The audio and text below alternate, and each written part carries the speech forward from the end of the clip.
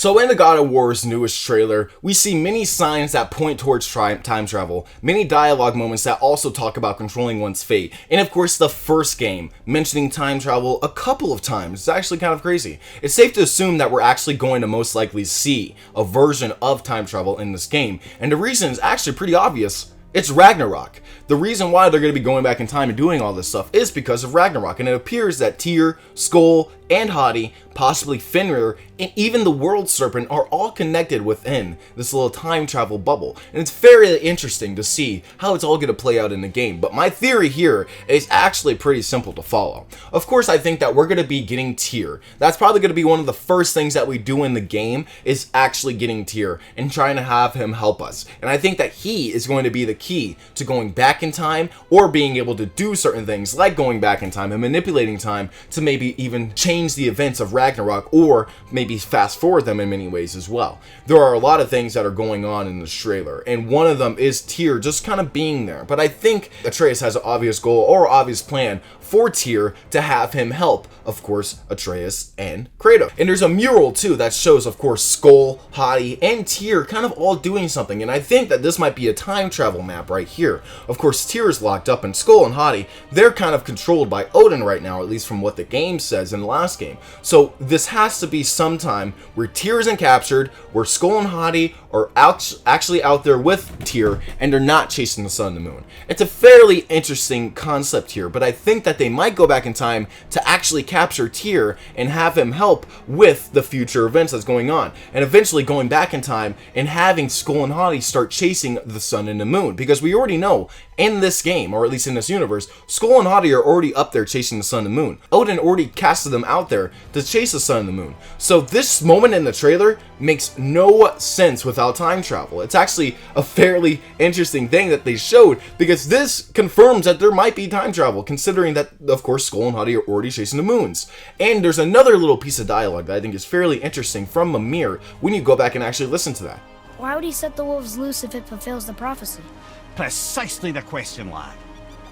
It's always about control. The wolves determine when Ragnarok begins, and now he controls the wolves.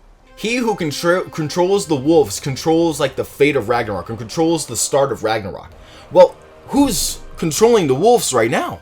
It's Atreus. Atreus is the one controlling the wolves, trying to make them go towards the sun and the moon. So it seems like Atreus might be starting Ragnarok here. Not to mention, in the last game, there was a puzzle, and I know a lot of people probably remember this, where Kratos is trapped and Atreus has to feed the sun and the moon to Skoll and Hati.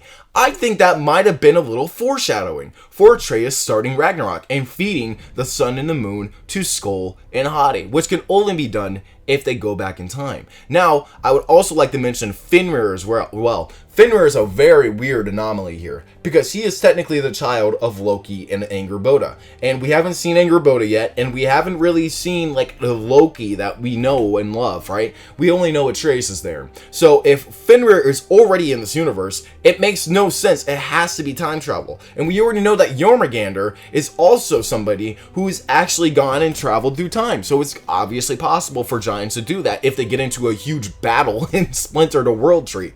And I honestly think that we might truly see their births in this game, considering that we have seen Angrboda. I think the births with, of course, Jormungandr and Fenrir will be very weird, considering they already exist in this universe. So we're going to be seeing like 2 Jormungandrs and 2 Fenrirs. I think that that would be a fairly interesting concept with, of course, time travel. Like, how are there going to be 2 of these guys at the same exact time? I would really love to see how that works. And of course, Jormungandr, at least from what we know, is frozen under the Lake of Nine. So if he's going to be a helpful figure in this universe during Ragnarok, well, he has to be birthed again, which means Angrboda and Loki have to give birth, of course, to the World Serpent again, which means the only way they're going to be able to do that is if they get together at some point and magically birth this fucking snake. But the point here is that that had already happened in a previous timeline, and we already have this other snake here, so what's going to happen to this Jormungandr? I think the concept of bringing back your children from the future and bringing them back into time before their own birth is wildly fucking nuts. But I feel like, you know, even mentioning their birth to begin with, we're most likely going to see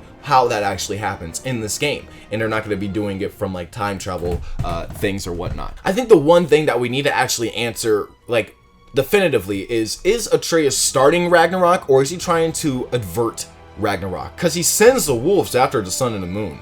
But it doesn't actually seem like they're going to get caught, you know? It's not like they're holding still and then boom, they capture it and then Ragnarok starts.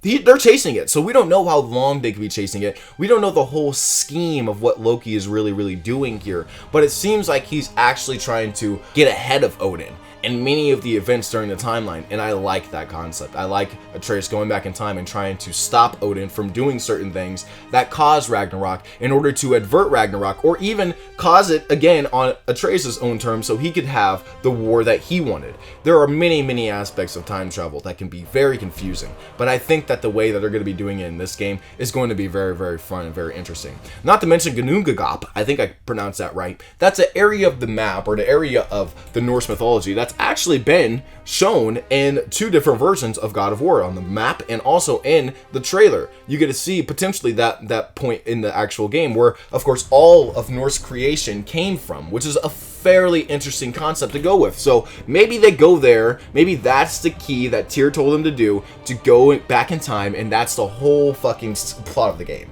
I think that actually might be it, where they're actually just trying to advert fate, because fate seems like a big plot point in this game, and it's fairly interesting to see how Kratos actually explores that as well, knowing that he's already defeated fate multiple times and that fate isn't really that big of a deal. But I really like what they're doing here. Personally, the time travel stuff could be very confusing if not done right, but I have complete faith in Santa Monica Studios. I think I know exactly what they're doing, and I cannot wait to see how they actually execute the story within the universe. So tell me what you guys think in the comments below. Don't forget to like, comment, subscribe for more God of War videos in the future. I'm going to be trying to put out as much theories, as much controversial videos, just fun videos in general of God of War. So if you like God of War, go ahead and subscribe and like for more content in the future. Thank you guys for watching, and I'll see you guys in my next one. Peace out.